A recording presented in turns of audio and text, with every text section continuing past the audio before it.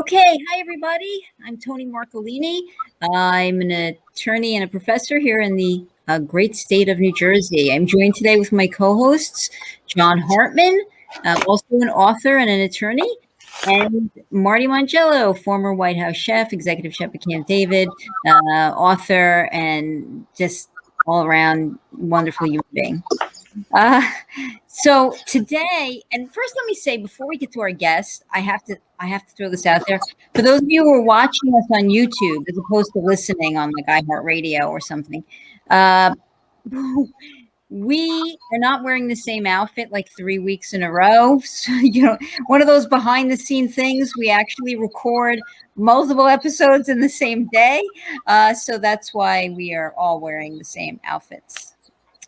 So I had to get that out of the way. The men won't care. They won't even notice. But there are women out there now going, they wear that last week? Like, what's that one outfit? Don't they change?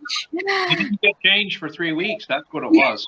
Right, exactly. Like, don't they? She's still the same outfit. Like the women. See, John's crafty. He's like, he ran a different jacket. John did change his blazer. I did. I changed my tie to a seersucker. Now I got this. Okay, so I'm going to jump right in. Today we have with us Seamus McDonagh. For those of you who don't know the name, and I don't know who doesn't know his name, he's an actor and a former boxer. You probably know him from the heavyweight. Woo, there you go, sideways on this. From the heavyweight championship with Evander Holyfield. He's had just such an interesting life that we really wanted to have him on and pick his brain, talk a little bit about his journey to get to the point where he is now. So hello, Seamus. Hello, Tony. Thank you for joining us. Thank you for having me. So I want to take you back to your early years. Now, we first met at St. John's University. We both attended, and you were actually an English lit major, or a literature major, if memory serves me, which was very out of character with the fact that you were this just giant boxer at the time. You're right. Was he a boxer in college? Oh, yeah. Yeah, he was already famous. I mean, if I'm not mistaken, you had won the New York State Golden Gloves Championship, and we were in college. Am I right? Exactly. Yes, Tony, and great to be on here, by the way, and thank you for having me. I was an immigrant from Ireland, of course, and what happened to me was I'm also an alcoholic, but I haven't drank in 25 years. Congratulations. My hair's a mess. It looks different. Anyway. Oh my God, what am I doing here? Oh, okay. Anyway, so I was just working in Manhattan, driving the horse and carriages around the park, and just getting bored with life and drinking too much at the time, and I actually sometimes I am fearful to express this, but I actually got suicidal and tried to kill myself at 21 years old, and I thought here I am in this great opportunity. I'm in New York. I'd loved the place when I came there first, and I started to hate the place. And what am I doing with my life? And then I realized that I hadn't been to college, and I didn't have a good job. I had a good job, but I didn't have a job that was fulfilling. So I decided to go back to school. So my friend Chris Byrne, who was a police officer in New York at the time, was attending St. John's. His father taught there, actually. So I drove across the bridge. It was like a 10-minute drive from where I lived in Bay Ridge, and then I just get into St. John's. Sure. And you started boxing at the same time, I guess. Well, I think your father, if my memory serves me, your father kind of trained you to box when you were just small, right? 7, 8 years old. Yes, he was more than a trainer. He was a dad. My hair is a mess. Sorry. So it's all good. Good to have hair, man. I wish I had that problem. John is thinking right now. John's thinking, I wish I had hair to fix. I wish I had that problem. Anyway, so my dad was a professional boxer in England. He had such a rough life, and it makes me want to cry when I tell about his story, But He also had a large family himself. I have 7 brothers and sisters, and we moved from England to Ireland because he didn't want to raise us in England. He wanted to raise us in Ireland. I started a boxing club in the town where he built a house. My brother and I helped him build a house in Enfield, County Meath, and as soon as the house was built, he started a boxing club, and within 2 years, this is how obsessive my dad was with boxing. Within about 2 years, we were one of the best clubs in the region, and then one of the best clubs in the country. And within a couple of years of boxing, and he just lived boxing. He's like Tiger Woods' dad. He was obsessive with boxing, and what happened was we did pretty well. My brother and I, we won numerous national titles as juveniles, and there was a Mayo selection, which is where he was from, in County Mayo in the west of Ireland. My hair's a mess. he was from there, so they picked me on their team to go to Chicago to fight. So we came to Chicago in the early 80s, and I had a great fight. I won the best fights of the night. Met Mayor Jane Byrne in Chicago, and my dad decided to stay here, like his dad had done in the 40s and 50s. So he stayed, and a year and a half later, I came over with my sister to New York. He moved to New York, and we were settled in New York, and I started working, and a couple of years later, started St. John's, and that's what happened. That's how that happened, Tony. Well, talk to us about the fight with Holyfield. I'm going to jump over to that because you had just won the the New York State Golden Gloves Championship. Of course, you were getting a lot of media attention, which I do remember thinking must have been hard on you while you were a college student, trying to be a college student. I mean, I remember, you were around campus and you were just trying to be an ordinary person, and you had a lot of notoriety already. Yeah. Well, it was a big deal for me to go to college in the U.S. Most of my family didn't go to college. Now, since I went, they all did. Most of them have gone to college. My parents didn't go to college. They both finished high school, but didn't go to college. So it was a big deal, and it opened up a new world for me. So in St. John's, I was fascinated with literature and how others live their lives. So I was really interested in that. And I had a girlfriend, Renee. You remember her? I do. And just the psyche, the different psyche, the how people approach life, how people solve their problems, which is what life is about. And her approach was like fascinating to me. It's like, she does that, and I couldn't believe that I'd never even thought that in my life. She just does this, and different people do different things to solve their problems, and so there's stuff to learn, and there's more than my little world, my little head. It's all in my head, and I was fascinated by it. I took philosophy, and it would just open up another new world. We had some brilliant teachers in English literature, Father McCann, right? Dr. Dunn. Oh my God, he was a character. And you remember Jane Sweeney? I do. I loved her. Oh my God, yes. And so it opened up a brand new world for me. So I moved out of that. At the same time, I quit drinking because I was 21. I needed to quit drinking. And on January 4th, right before I attended my first class at St. John's, I decided to go in the Golden Gloves one more year. I've been in the 2 previous years, and I always lost in the quarterfinals to the eventual winner. It's very political sport, also, like everything. Anyway, so my record in the Golden Gloves is 15-2 with 15 knockouts. I only won a fight if I if I knocked the person out. And it weren't even knockouts; they were stoppages. And I hate the even word to knock somebody out. That's so violent to me. Oh my God, I hate to even say it, But it's the sport, and that's what I did back then, and it's over, and it's not occurring now, thank God. But it opened up a new world for me, and I did pretty good in the late 80s. I turned professional to pay for my second semester at St. John's. That's why I turned professional. I swear to God. And after a couple of years, 3 or 4 years, I won all my fights. I lost one fight along the way, which I was crushed by, and completely changed my life actually. And then this opportunity came along where Mike Tyson had gone to Japan.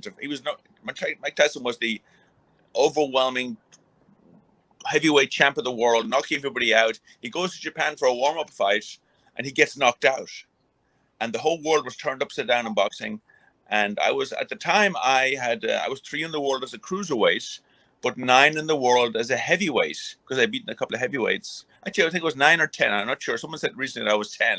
I don't know, though. It doesn't matter. So they offered me a fight with Mike Tyson. I was like, Mike Tyson back then was the ominous Mike Tyson, you know, and I still hate my hair.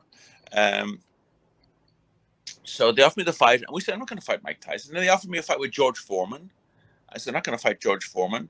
And then they offered me a fight with Evander Holyfield. I said, I'm not going to fight any of them. But then they made me, they told me, they reminded me that if I beat Evander Holyfield, if I fought him, then I would make 25 million my next fight to fight for the title.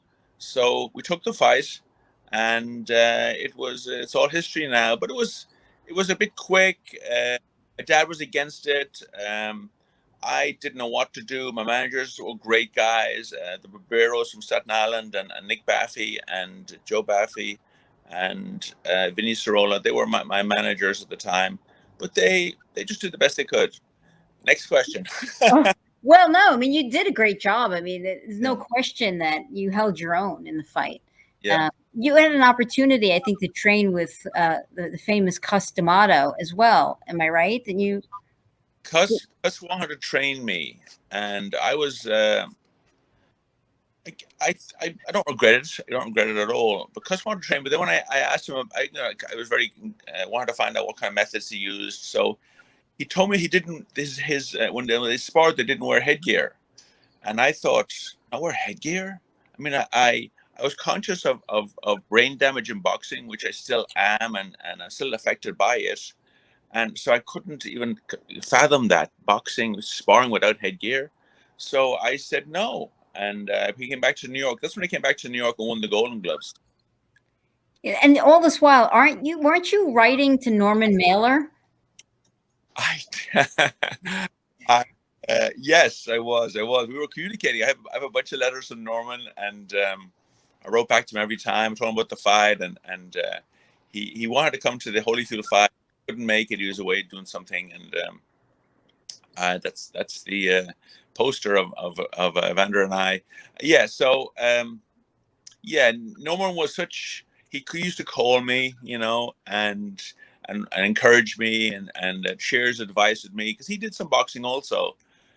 He was a good guy, and I had no idea about his fame, what he had done, or I found out later what he had written, and I did a project on one of his novels for a class, a book report. But he was very kind to me, very kind to me. Wow. So, and do you still talk to Evander Holyfield? We talk once in a while. Last time I saw him was in New York in Madison Square Garden. Actually, we took a picture and we communicated a little bit on one of the social medias. I won't give any credit here. So. Are most fighters professional about that, or do people still hold grudges if you beat someone, or how's it work?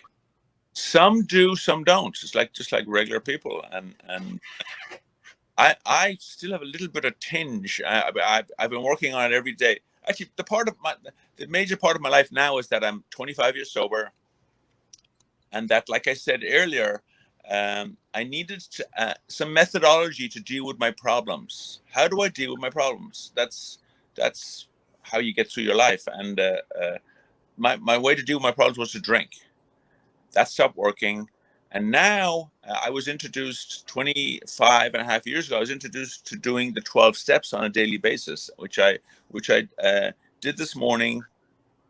I haven't finished my meditation yet because I didn't time things correctly, but I do that every morning, and what it does is it gets rid of the grudges and the brooding hate and the all the fears and the worry and all the concerns and all the it actually deals with all those problems that I was not given any methodology to deal with it from St. John's or from high school, or my parents didn't know it, but it was passed on to me. Someone showed me. Well, talk to us about the meditation. I know you're very much into that. I met this group of people in San Francisco who were very, how could I say, lively and just fun group of people, and I just wanted to know what was going on with them. They weren't drinking, you know. How can you have fun without drinking? And it was explained to me. When I'm a very sensitive person, you know. I cry very easily. You know, I was crying, I think yesterday. You know, I'm kind of going to cry now. No, I'm not. I'm a very sensitive person, and so when I have fear in my head, I seem to ruminate about it, thinking about it constantly. You know, if I fear, not meaning afraid necessarily. If someone's got a if I'm walking across the street, the car starts driving fast towards me, I get afraid. You know, but fear would be like right now. I'm thinking, am I getting a ticket on my car outside? Or, you know, that's stuff that's not happening right now, but it's something that might happen or did happen. So what I was shown to do was to get a pen. I have a pen in my hand right now. Get a pen and paper and write down what's bothering me right now. And I've come to realize that the number one offender in my consciousness is resentment. And I know now that when I don't get what I want, I get resentful like a kid. I'm still, you know, I'm almost 50 and I get resentful. So I need to write it down. I can't live my life resentfully. I used to, but then I would drink it away, and that doesn't work anymore. And there was no other methodology passed on to me that would help me deal with the problems right now, which were that I want to do things. I want to be creative in my life. I don't want to be resenting someone from the past about different things from the past that's not happening now. It's like someone's described it as rent. They got a room in your head and they're not paying any rent. You know, I'm paying the rent. So I'm talking too much, Tony. Go ahead. No. I mean, I think it's wonderful. I mean, you're an example for people struggling with addiction as to how you were able to change your life and found a healthy way forward. That's a little bit about why I think we wanted to tell your story in particular, because you did kind of hit bottom, especially after the fight with Holyfield.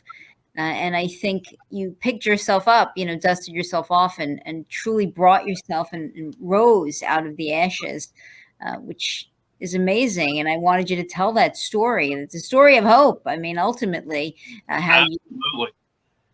Seamus, can I ask you a question? Who's your favorite Irish writer? I think Joyce was my favorite Irish writer. Yeah. I loved Yeats also, though. Wow. What do you like to read, just in general? If you just have an hour to kill and you want to read a book, what do you like to pick up?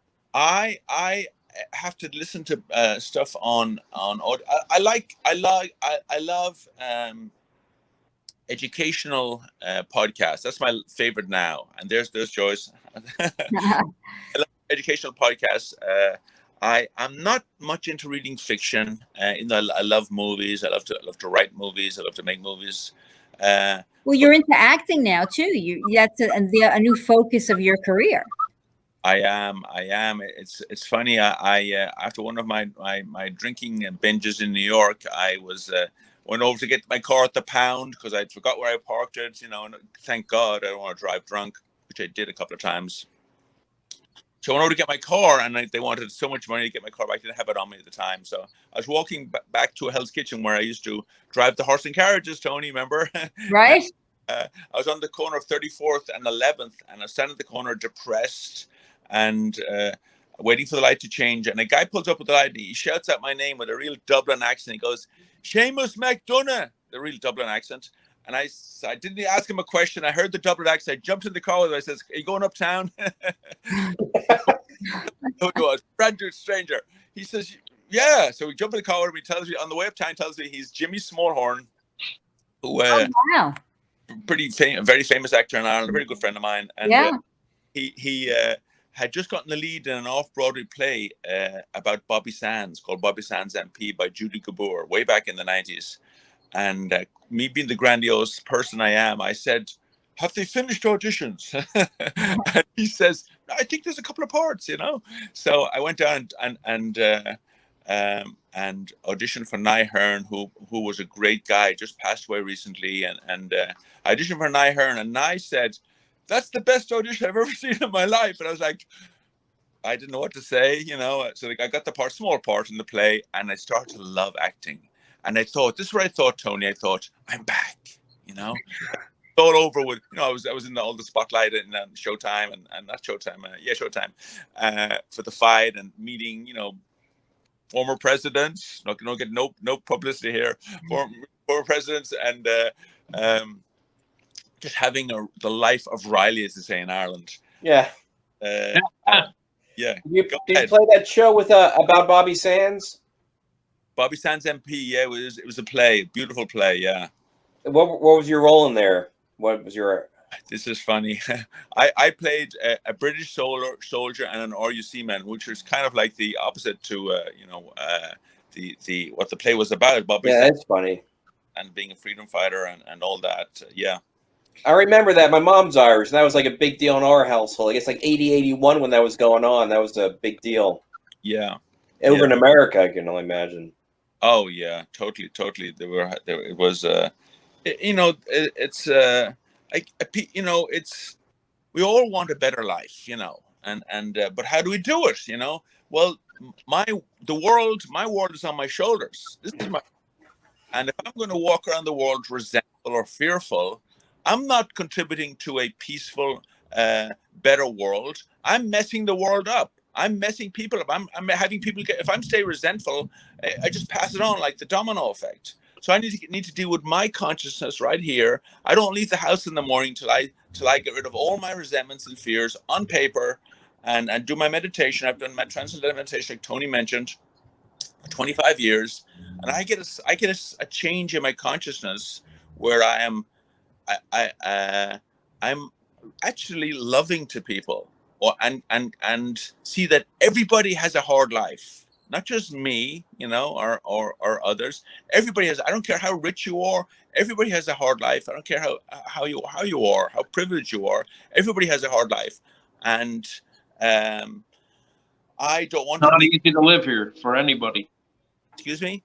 I said it's not easy to live here. Exactly. Yeah. James, I got to know this. When you were like at the height of your boxing and you were going out and having a good time, were people like trying to pick fights with you when they were drunk just because they knew who you were? I would try to stay as anonymous as possible because if some people, when they get a couple of drinks, they want to, you know, have a crack at the title, you know. So not very much, but sometimes that would happen. So I would go. Sometimes people make an announcement. Oh, here is, you know. Or the band would announce, and we have this guy in the room with us tonight. Oh my God, why do you do that? You know? But sometimes, yeah, not so much. I mean, yeah. I don't know what else to say about that. I'm curious. Enough said. Yeah. Tell us about, because I think you did a play about a boxer. I can't think of his name.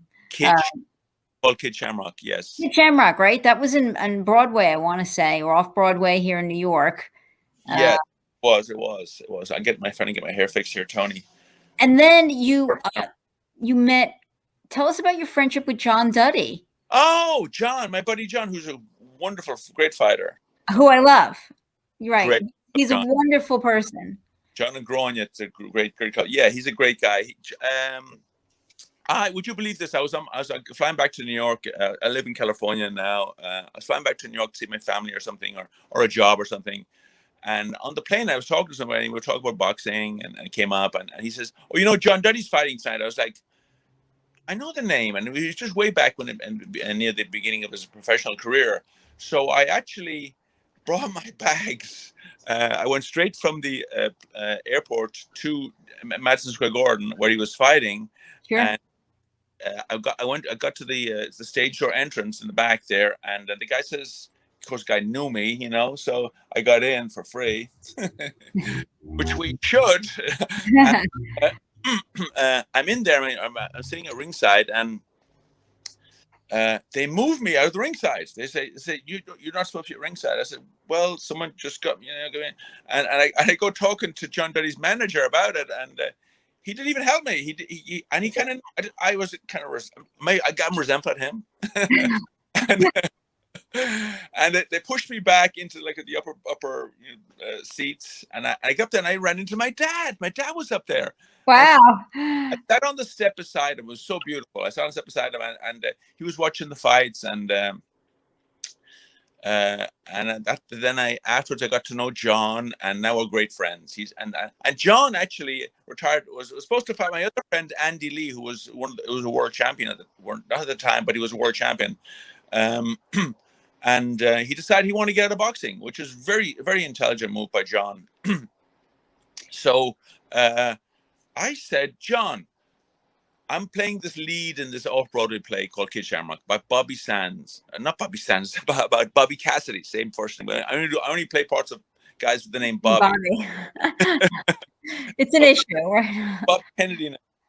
Anyway, so I said, John, I says, I'm playing I'm in the whole play, you know. I'm not the best at doing remembering lines anyway. I have like 350 lines. I said, John, can you play the younger Kid Shamrock? He says, yeah. And he says, when you want me to start, I had to ask the playwright, Bobby Cassidy Jr. first, who's a journalist at Newsday. Had to ask, is that okay? He said, sure, that's okay, because he runs the show. So I asked John, he says, when's rehearsals? I said, we're rehearsing tonight. He was down that night to rehearse. He'd never acted before. He came down that night. He was brilliant, you know. And well, he is brilliant. I mean, look how his career has really taken off. Sure. Yeah. But you remain great friends. I did a project with the two of you, and you were both so close. It was obvious that you were good friends. Yeah. John's a great guy. Great guy. Well, Tony, can we take a break for a commercial? And when we come back, we talk about what Seamus is working on now. Absolutely. All right. So, guys, we will be right back. Give us 1 second. And when we get back, I think we can figure out and maybe even bring up what he is working on. It'll be cool. Well, Tony, we are back to you with Seamus McDonagh and John Hartman, our co-hosts. Let's bring them back on, and I'll kick it back over to you, Tony. Okay. Yes. Why don't you tell us what you're working on and what's happening in your life right now? First, let me say congratulations before I let you get into your career. I know you're a brand new daddy. Congratulations. Oh, thank you. Soren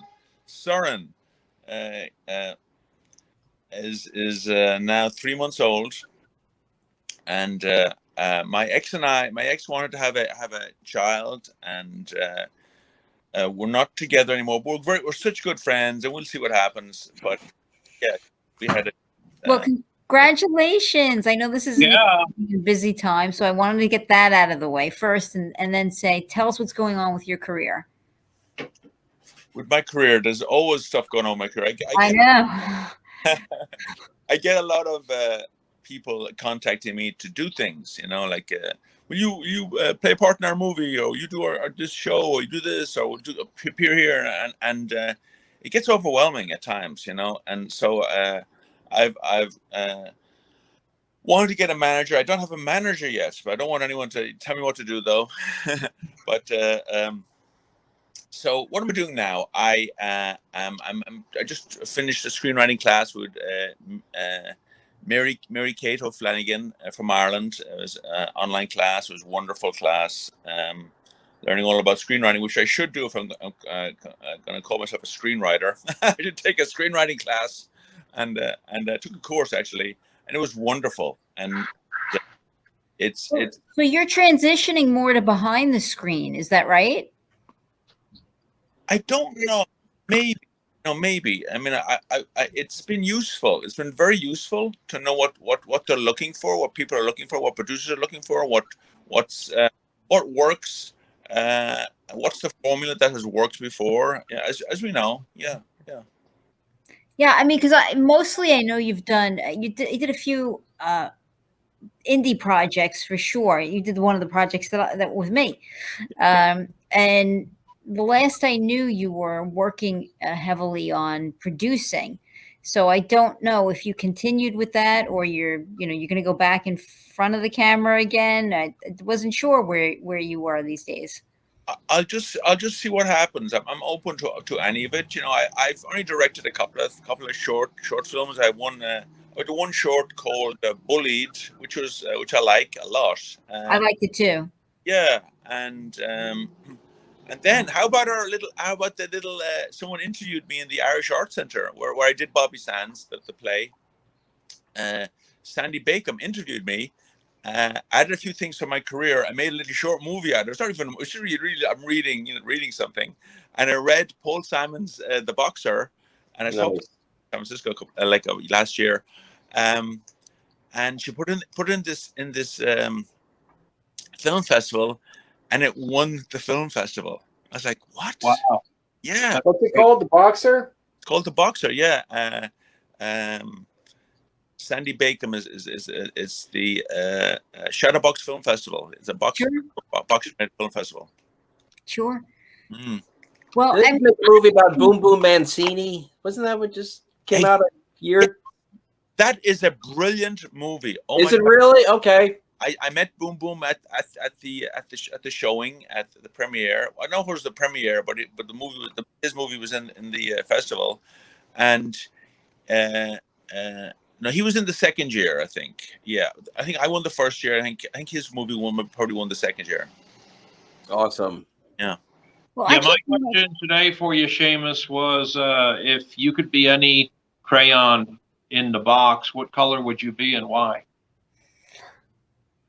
I'd be white, because I want to be so anonymous, no one even knows I'm here. You don't show up on the paper. Amen, man. Okay. Well, I keep bugging you to write your biography. Yeah.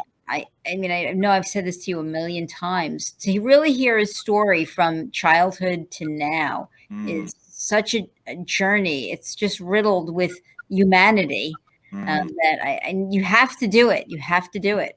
Yeah. Yeah, I will, Tony, and that's probably why I took the screenwriting class and all that, and yeah, it. I don't know if I will be asking my child as he's growing up. I will be asking him, "Are you suicidal?" Because I was at 10 years old suicidal, and I don't know why I didn't kill myself. I just wanted to walk in front of the trucks whizzing by on the main road near where I lived. So I'll be asking him that. So I would say, ask your children, are they suicidal? Have they ever thought about that? Because I had depression as a child, Yeah. It's a major component of alcoholism, depression. Absolutely. They've even had the youngest reported suicide recently was 4 years old, and people think it's a bunch of bunk. And I've had people just angrily respond like, I mean, are you kidding me? Do you even hear what you say out of your own throat, Marty? It's so ridiculous. A kid that wanted to, I'm like, well, maybe then you need to begin to look it up and read it for yourself since you're educated with a doctoral, and come to grips with what. And then again, I just called because I become a granddad, Seamus, Wow. a month ago. I'm 55, but just last week, in the Wall Street Journal, they reported a significant 25% rise in children arriving at the emergency room in the United States between the ages of 5 and 12. A 25% rise because they're having difficulty coping with re-entry into society, going back to school. It's just like whether you like it or not, or you think it's a bunch of bunk and you don't agree with it, or you think I'm lying or whatever, just look at the math. Maybe pay attention to what's going on, because you're exactly right. It's very important. I've talked with my daughter many times about it's normal to feel like you want to do that. There's no shame in that. Those types of feelings are not right or wrong. They just are. And, let's talk about it. And it may not even be right there in their consciousness. It's like that it's at the subconscious level. That's why talking about my problems is good, and it gets some relief, but it doesn't remove them. It doesn't deal with them. And actually, but writing does. Writing can get to that place at a subconscious level to find out what's underneath what I'm thinking and what's driving me to do this. Should I do this? I write down my fears about it. So it's called false evidence appearing real, FEAR, fear. So I write it down, and as I start writing it down, I get moved into into reality, and the fear, the false evidence, starts to disappear, and I'm more in. It's not that I want to fix it. I want it removed, because reality is right here, right now. And what I think is going to happen in the future is actually delusion. I don't know what's going to happen in the future, and there is no future, only what I make up in my head, and that is only there because I have a past. I have a memory of a faulty past that I'm projecting as the future. So it's the greatest movie ever made in my head. So I start to break down the script, write it down. I'm going to give the little formula right here. The number one offender is resentment. So I write down, I am resentful at. And I used to always be resentful at my dad because I never wanted a box. I never wanted to fight. I write down, I'm resentful at my dad because I fear he didn't love me. And he did love me, but my fear was because he wasn't doing what I wanted. I wasn't getting what I wanted. He didn't love me. Fear, he doesn't care about me. Same thing. Fear, I'll get brain damage. Fear, so write them all down. And then the most profound other thing to do is to write down your fears with no resentments attached, like fear about money, fear about getting old, fear about looking old, fear of all these. Write them down. And what happens is they start to dissipate. And then I found room. There's a space there right after doing that, where I just close my eyes and I slip into Transcendental Meditation. And the effect is so beautiful and so calming, and has me okay with the world, not blaming anybody for anything, because really and truly, no one's to blame for anything. Everyone's just a product of the past, which they didn't make up. And it's a product of a faulty past. So it's all delusion, really. It's all faulty. So write it all down, and I'm back in reality, which is right now. And that's my lecture for today. I'm kidding. Thank you so much for your testimony. It's a wonderful ministry that you're running. You're welcome. Bless you. No, well, all of this, really did help Seamus find his footing and change his life. So an amazing life he's had so far. Yeah. And now I have a very, very prestigious shoe shine company. That's right. Tell us about that. Just got a message on my phone. Yeah. So can you hear the ambulance going by? There's a hospital up the hill, and there's a fire station to the left. So I'm always on border with a. So yeah, I was out of work 25 years ago, and a friend of mine, Kevin Toohey, there they come again. Oh my God, let's see, fires downtown. Sorry. San Francisco. This is the city for you.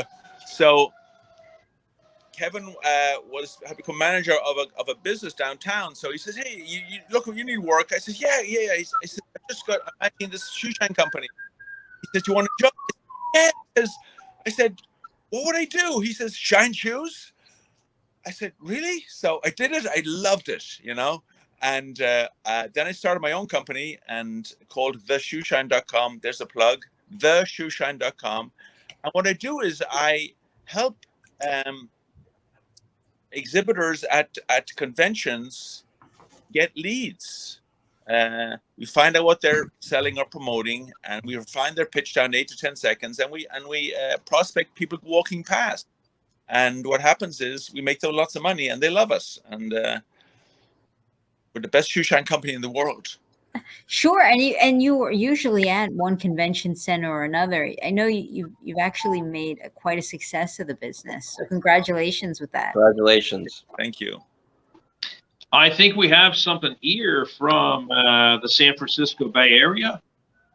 So I'm not sure if you guys, let me put the sound on for you. Oh, Danny boy, the pipes are calling. Seamus McDonagh's version of Danny Boy could be heard down the corridors of Moscone Center, a welcomed interlude from the hustle and bustle of another trendy convention. Wow, that's the best time I've ever seen in my life. The Irishman is a shoe shiner, and while he'll leave your European pumps shining anew, it is his spirit that polishes your heart. To know me is to love me. I must be a hell of a guy. If you didn't know him, you'd swear he'd taken one punch too many. Hey. The truth is, there is much more to Seamus McDonagh than a tin of polish. He hits the shoes like he's delivering a right cross, as he once did to the eventual heavyweight champion of the world. Look closely. In his shoe shine box is a reminder of that fateful night in Atlantic City some 13 years ago. Seamus McDonagh, 211 3/4. Evander Holyfield, 210 pounds. Tyson was supposed to fight Holyfield in June of 1990, Atlantic City. Tyson got knocked out by Douglas in Japan. So they looked in the rankings. They saw I was number 9 in the world as a heavyweight, and they asked me to fight him. And I was good copy back in New York. It was in St. John's University, doing a little bit of acting, Irish, gregarious, boisterous, So they asked, and you were white. I'm still white. It was almost like a movie script, only this was real. McDonagh was 19-1-1, Holyfield 23-0.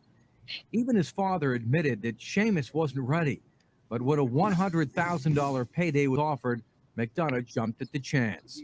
To me, he has the perfect style. For me, he has a perfect style, and I think that considering the fact that I hit harder than his last 2 opponents, I hit harder than Alex and harder than Michael Dokes.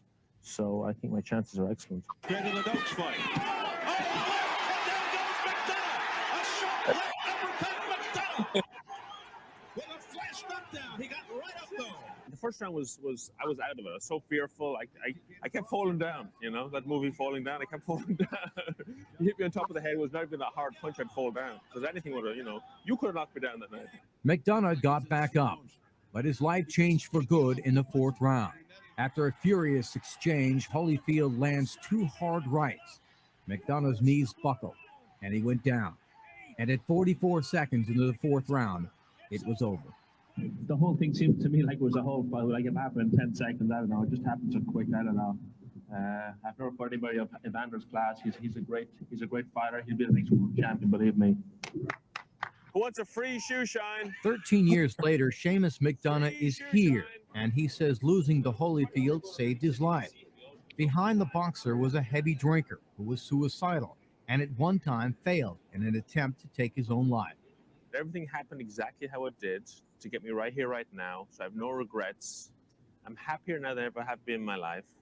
Seamus hasn't had a drink in 8 years, and he doesn't thirst for the boxing ring or the recognition from his 5 minutes of fame. But every now and then, if you're lucky, he'll tell you a story. Sometimes I bring it up because I keep this little picture handy. That's your proof. That's me knocking the lunch out of him. Yeah, my proof. Most people don't believe me. The summer's gone and all the flowers are dying. 'Tis you must come and we must go. Joining us now is Seamus McDonagh from his home in San Francisco. Seamus, are you still shoe shining? I am still in the shoe shine business. I do a lot of shows on the road now. I've turned it into a marketing company. Also, I got into acting. I've been to film school since I did that interview. I was the lead in a sitcom in New York, a lead in a crime series in LA. I did 3 movies. And then after doing all those things, I realized none of them made it to the screen. I was like, what's going on here? So I went to film school in Berkeley, the Berkeley Digital Film Institute, and learned how to make film. You have 2 sisters who are nurses in New York City, and they both came down with this disease. What's the update on them? Well, they actually weren't tested, but they had all the symptoms, and they're both nurses. They all stayed at home. They got over it. Both are back at work now, doing the same thing again. They're nurses at Mount Sinai Hospital up on the east side of Manhattan, and they're on the front lines working. Finally. Wow. Yeah. Wow. So Just it's great to see you in action. It's great to see you in action, Seamus. Both to see some clips from the fight, which is on YouTube. I think anybody can see pretty much the entire fight. It's the thing here. So some guy came over to me recently, like basically not that long ago, and says that fight was stopped illegally. I said, why? He says, because when you got up, I got up at the end. I got up. He says the count only reached 7-8, and it's supposed to go to 10, so it was actually stopped illegally. Wow. Well, that's interesting. And maybe I go back and watch it again. I need a lawyer. Well, I think it's kind of neat to go back and watch the fight to see you at probably the height of your boxing career. But what I liked best about the little footage we saw is it really captures you, the you I know, the singing, the storytelling. Because I don't think we've ever spoken or gotten together where you didn't have a great story to tell me. Either something, Marty, Seamus is one of those people that you say, hey, what have you been up to? And Seamus would be like, can you believe I just walked in? I was there with Matt Dillon. And we were like, and he has this great story to tell you of some just obscure thing that happened to him. And it's all these different celebrities. A great spirit about him. Yeah. Yeah. And it's a great testimonial, like President Bush, who also has said many times, with his DUI and becoming a criminal, you could still become president of the United States. So, yeah.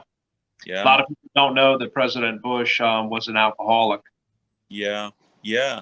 Very kind guy. I saw a documentary about him recently. It was wonderful. Yeah. Right. So Seamus has got the heart of a storyteller. So I think that was one of the nicest things about seeing that video for me just now. I think you got that essence. He's telling the story, shining his shoes, he's singing. Yeah. And we're all a constellation of our past. I mean, I guess I've had this very flowery past. Growing up, born in England, in Birmingham. We lived at 281 Warwick Road. The family moved to Ireland. My dad was very successful in England. Ireland, nothing. He just couldn't get work for some reason, just a bad, and then he came here like his father. And I was reading, I still see I see it in myself. I heard an expression recently about the colonial hangover from England, from the Irish colonial hangover, from being, dominated and ruled by the English for so many years, and where they, no one's to blame for anything, but this is a fact that happened. Was they killed the culture and they kind of killed the spirit. But yeah, that's what I was wondering. Did your dad have the wrong accent in Ireland? No, he never lost his accent. He went to England when he was 15 with his dad. His mom passed away with a heart attack. His dad was here, and his mom passed away with a heart attack. He had the Irish accent. Yeah. Oh, yeah. Okay. All right. Yeah. Because sometimes down here where I live in the South, people have said, you've got the wrong accent to be talking to me, or, I have a Yankee accent, a Northern accent. That is funny because we had the English accent. So we were in my dad wanted to talk with Irish accents, but we're raised in England. I was 10 years old when I came to Ireland. Sure. Accents, and you have more of an Irish accent now than you do. Hey, Shirley, what about you? Tony knows I do a lot of accents. That is the worst part, Marty. That's the worst Irish accent I've ever heard in my life. Here's my But new. it's enough to fool Tony, and that's what's important. Who's easily okay. fooled? It's far. Here's a joke. There's a joke here. Far and away the worst accent I ever heard. Tom Cruise. When I went to Ireland, it was the time of my life. I often tell people it was fantastic. We went to the cliffs of Moher. I was a little disappointed with all the Budweiser signs down the street. And I asked a gentleman in the bar, and he said, well, you know, this is kind of like the 51st state. I was like, oh, okay, because, you know, we have like Budweiser is so famous in America. I didn't expect to see all that here. And we went all the way down south to, of course, Blarney Castle was a big thing for all Americans. And we waited like an hour all the way up the fortress steps, all the way up the castle walls, and finally got out into the open clearing, and you're waiting in line. And finally, you know, an hour and a half later, we got over there.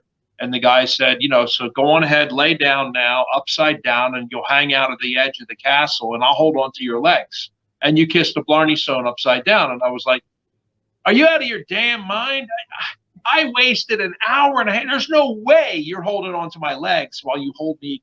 He's like, well, everyone's doing it. Next. And the next person came up and laid down. I was, you people must be out of your damn minds. And so I went off, and I did not kiss the Blarney Stone. So, but I loved Ireland. I'd agree with you, Marty. I didn't kiss the Blarney Stone. I bit it. You bit? Okay. Okay. Well, that's all for today, guys. We really appreciate having you, Seamus. Thank you. And good luck to you. Still looking for funding for my next movie. Yes, funding is critical. Where can people see anything going on with you, funding or the like? Is there a web page? Is there the Twitter, something? People can reach me on my business website, which is the shoeshine.com, THE shoeshine.com. All my information's on there, contact information. Good. Okay. Well, Seamus, it's been delightful to see you. I'm so happy to get to lay eyes on you, even if it is virtually. Likewise. Yeah, and he lives in beautiful San Francisco. My gosh. Thank you, Marty. Rice-A-Roni, the cable cars, Coit Tower. I drove my wife across that Golden Gate Bridge from the reverse side of Sausalito. She was crying, called her mother here in North Carolina, told her, you won't believe I'm driving across the Golden Gate Bridge, Mom. Alcatraz. You got to go down to Fisherman's Wharf and get the chowder in the bread bowl. I always tell people, get the edible bread bowl. You know, don't get the plastic thing. Or there's so much to see and do there. That's my favorite city in the whole world. You're in a great place. Yeah, it's actually one of my favorite cities also, Marty. It's great to meet you, and it's always a joy to communicate, to see you, Tony, just to know you. So thank you so much. And John, I know where he is now. He's down there somewhere. But he ran off the court. He had to go to the court case. Take care, Seamus. Thank you for being on the Transcendental Network.